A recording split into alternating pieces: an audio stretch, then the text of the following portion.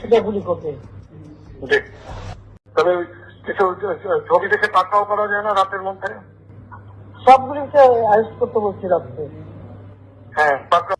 শেখ হাসিনার একটি call record ফাঁস হয়েছে, যেখানে শোনা যাচ্ছে উনি গুলি করার হুকুম দিচ্ছেন। গুলি করার হুকুম দিচ্ছেন কি বলছেন? পেলে গুলি করতে, শুট অন সাইট। ইউএসের স্টেট ডিপার্টমেন্ট বাংলাদেশে ভ্রমণের জন্য সতর্কতা জারি করেছে। আসসালামু আলাইকুম সমান দর্শক মৌলিক গুরুত্বপূর্ণ কিছু আপডেট আপনাদের মাঝে শেয়ার করতে যাচ্ছি, যে ভিডিওগুলো সামাজিক যোগাযোগ মাধ্যমে ভাইরাল হয়েছে, তুমুল ঝড় সৃষ্টি হয়েছে নেট দুর্বার। আসুন কথা না বাড়ি আমরা সেই সকল ভিডিও দেখে আসি। তার আগে সকলের কাছে অনুরোধ করছি ভিডিওটি একটি লাইক করে দিন এবং শেয়ার করে ছড়িয়ে দিন আপনার বন্ধু বান্ধবের মাঝে, সাবস্ক্রাইব করতে ভুলবেন না। যেখানে এখন লেখা লিখবেন ব্যবহার করবে, যেখানে পাবে সেটা গুলি করবে। জি। তবে কিছু ছবি দেখে পাকড়াও করা যায় না রাতের মধ্যে? সবগুলিকে অ্যারেস্ট করতে বলছি রাত্রে। হ্যাঁ, পাকড়াও করলে ওদের না, ওটা বলা হয় ওটা র্যাব জিএফআই সবাইকে বলা হচ্ছে যে যেখান থেকে টিকাটা পারবো ধরে ফেলবে, জি। ওটা বলা হয়। আর যেখানে গ্যাদারিং দেখবে সেখানে ওই উপর থেকে, এখন উপর থেকে করাচ্ছি, অলরেডি শুরু হচ্ছে কয়েকটা জায়গায় জি, কমে জি, গেছে। জি। মোহাম্মদপুর থানার দিকে মনে হয় যাচ্ছে একটা, আমাকে সহজ বলবো। থানার দিকে হ্যাঁ, হ্যাঁ তোকে পাঠায় দিই রাত্রে। জি। তবে আপনার নির্দেশনা লাগবে, উনি এখনো না, আমার নির্দেশনা দেওয়া আছে, ওপেন নির্দেশনা দিয়ে দিচ্ছে। এখন লেখা লিখবেন ব্যবহার করবে, যেখানে পাবে সেটা গুলি করবে। জি। তবে কিছু ছবি দেখে পাকড়াও করা যায় না রাতের মধ্যে? সবগুলিকে অ্যারেস্ট করতে বলছি রাত্রে। হ্যাঁ, পাকড়াও করলে ওদের না, ওটা বলা হয় ওটা র্যাব জিএফআই সবাইকে বলা হচ্ছে যে যেখান থেকে টিকাটা পারবো ধরে ফেলবে, জি, ওটা বলা হয়। আর যেখানে গ্যাদারিং দেখবে সেখানে ওই উপর থেকে, এখন উপর থেকে করাচ্ছি, অলরেডি শুরু হচ্ছে কয়েকটা জায়গায় জি, কমে জি, গেছে। জি। মোহাম্মদপুর থানার দিকে মনে হয় যাচ্ছে একটা, আমাকে সহজ বলবো। থানার দিকে হ্যাঁ, হ্যাঁ তোকে পাঠায় দিই রাত্রে। জি। তবে আপনার নির্দেশনা লাগবে, উনি এখনো না, আমার নির্দেশনা দেওয়া আছে, ওপেন নির্দেশনা দিয়ে দিচ্ছে। এখন লেখা লিখবেন ব্যবহার করবে, যেখানে পাবে সেটা গুলি করবে। জি।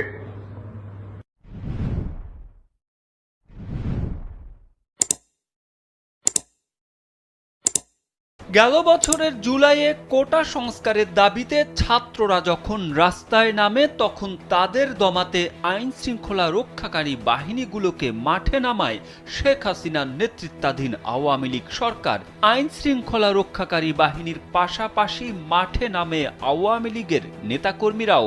আইন শৃঙ্খলা বাহিনী এবং আওয়ামী নেতাকর্মীদের ব্যাপক নির্যাতন এবং গুলির পরেও ছাত্রদের আন্দোলন বেগবান হতে থাকলে ডাকা হয় সেনাবাহিনীকে। কিন্তু জুলাই আগস্টের আন্দোলনের সময় সেনাবাহিনীকে সতর্ক করেছিল জাতিসংঘ।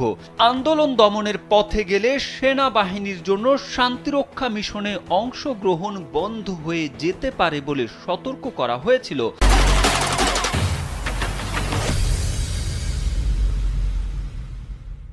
আন্তর্জাতিক সংবাদ মাধ্যম ব্রিটিশ ব্রডকাস্টিং কর্পোরেশন বিবিসিকে এ তথ্য নিশ্চিত করেছেন জাতিসংঘের মানবাধিকার বিষয়ক হাই কমিশনার ভলকার তুর্ক। বিবিসির সাংবাদিক স্টিফেন স্যাকুরের উপস্থাপনায় সাক্ষাৎকারমূলক অনুষ্ঠান বিবিসি হার্ড টক এ ভলকার তুর্ক এ তথ্য জানিয়েছেন। বিশ্বজুড়ে মানবাধিকার রক্ষায় জাতিসংঘ মানবাধিকার কমিশনের ভূমিকার বিষয় স্টিফেন স্যাকুরের এক প্রশ্নের জবাবে ভলকার তুর্ক বলেন, বাংলাদেশে গত বছরের জুলাই আগস্টের শিক্ষার্থীদের ব্যাপক আন্দোলনের সময় আমি সেনাবাহিনীকে সতর্ক করেছিলাম যে যদি সেনাবাহিনী আন্দোলন দমনের পথে যায় তাহলে তাদের জন্য শান্তিরক্ষী মিশন বন্ধ হয়ে যেতে পারে। এর ফলে বাংলাদেশে পরিবর্তন এসেছে এবং মুহাম্মদ ইউনূস সরকার গঠন করেছে। ব্রিটেন ও কানাডার পর বাংলাদেশে সন্ত্রাসী হামলার আশঙ্কার কথা এবার জানিয়েছে মার্কিন যুক্তরাষ্ট্র। এমন আশঙ্কার কথা জানিয়ে ইউএসের স্টেট ডিপার্টমেন্ট বাংলাদেশে ভ্রমণের জন্য সতর্কতা জারি করেছে। নতুন এই সতর্কতায় বাংলাদেশকে লেভেল 3-তে ফেরানো হয়েছে। যেখানে বলা হয়েছে বাংলাদেশ নিরাপত্তার জন্য গুরুতর ঝুঁকিতে আছে।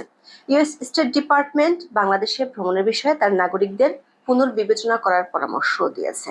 বাংলাদেশের সাথে পাকিস্তানকেও ভ্রমণ সতর্কতার ক্ষেত্রে একই ক্যাটাগরিতে রেখেছে ট্রাম্প প্রশাসন। ডোনাল্ড ট্রাম্প ক্ষমতায় আসার পর এই প্রথম বাংলাদেশের ক্ষেত্রে এমন ভ্রমণ সতর্কতা দিল মার্কিন যুক্তরাষ্ট্র। এর আগে 13 ফেব্রুয়ারি ব্রিটেন এবং 6 মার্চ কানাডা একই ধরনের ভ্রমণ সতর্কতা জারি করেছিল। বিশ্লেষকরা বলছেন এ ধরনের সতর্কতা বাইরের দেশগুলোর বিনিয়োগ সহ অনেক কিছুতে প্রভাব ফেলবে। চলুন যাওয়া যাক বিশ্লেষণে। 7 মার্চ বাংলাদেশ সময় মধ্যরাতে ট্রাম্প প্রশাসনের পক্ষ থেকে ইউএস স্টেট ডিপার্টমেন্ট বিশ্বের 126টি দেশে ভ্রমণের জন্য সতর্কতা জারি করেছে।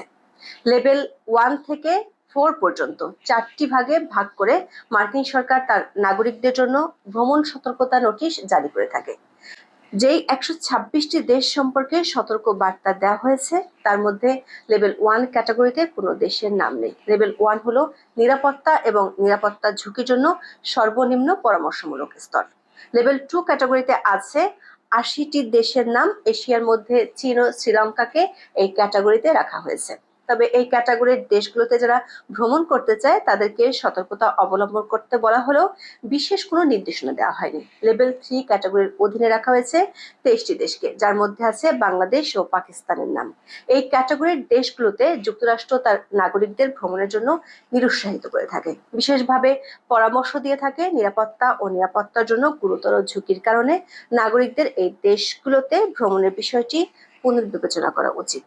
বাংলাদেশের সম্পর্কে ইউএস স্টেট ডিপার্টমেন্ট বলছে অস্থিরতা, অপরাধ ও প্রিয় দর্শক, সম্পূর্ণ ভিডিওটি দেখলেন, বুঝতে পেরেছেন ভিডিওটি গুরুত্বপূর্ণ। বর্তমান সময়ে আমরা যতই কথা বলি না কেন দেশ এবং জাতি ক্লান্তি লগ্ন পার করছে।